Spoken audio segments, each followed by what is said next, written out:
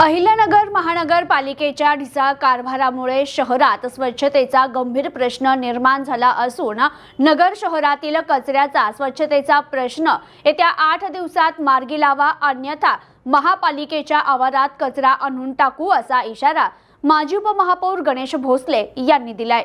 अहिल्यानगर महानगरपालिकेच्या ढिसाळ कारभारामुळे नगर शहरात सर्वत्र कचऱ्याचे ढीग दिसतायत।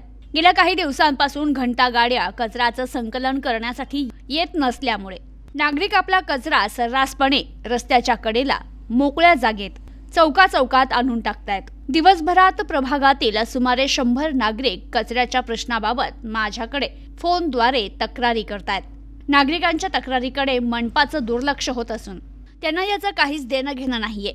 शहरात कचऱ्यामुळे नागरिकांच्या आरोग्याचा प्रश्न गंभीर बनला असून सर्वत्र दुर्गंधी पसरली आहे। साथीचे आजार पसरण्याची शक्यता नाकारता येत नाहीये। तर विशेष म्हणजे मनपाच्या मुख्य प्रशासकीय आवारातच कचऱ्याचा ढीग पाहायला मिळत असून शहरात काय परिस्थिती निर्माण झाली असेल याची प्रशासनाने पाहणी करावी। तसेच मनपा प्रशासनाने येत्या 8 दिवसात कचरा उचलण्याचं आणि स्वच्छतेचं नियोजन करावं, अन्यथा मनपाच्या आवारात कचरा आणून टाकत आंदोलन करू असा इशारा मनपा आयुक्त यशवंत डांगे यांना माजी उपमहापौर गणेश भोसले यांनी निवेदनातून दिलाय। Bureau report, news today 24।